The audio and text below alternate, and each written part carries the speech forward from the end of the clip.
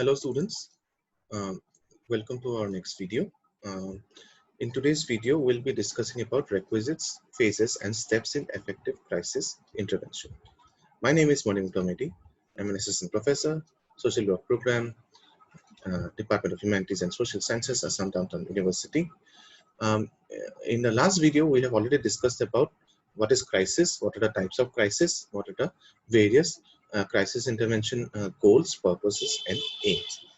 So to introduce the fact, crisis intervention is basically an immediate and short-term psychological care aimed at assisting individuals in a crisis situation in order to restore equilibrium to their biopsychosocial functioning and to minimize the potential of long-term psychological trauma.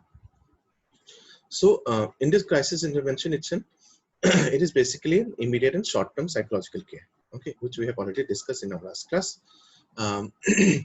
Crisis situation can also refer to a method used to offer immediate short-term help to individuals who experience an event that produces emotional, mental, physical, and behavioral distress or problems. So anything which we consider as a crisis, for that crisis intervention is basically a method which is used to offer immediate short-term help to the client or the individual or to the victim victim of crisis and who have experienced this crisis events, okay, which can produce emotional, mental, physical, and behavioral distress or problems. So what kind of crisis situations we have came across? We have come across crisis situations such as natural disasters, physical injury which can be very severe, sudden death of a loved one or a spouse or a parent or a kid, specific emotional crisis as a result of drastic transitions, for example, divorce, sometimes marriage also. It can be children living home.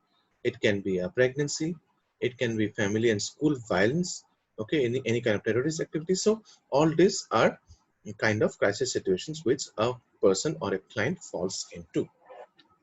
So in the next video, we will see what are the basic requisites of crisis intervention. Please stay tuned. Thank you for listening.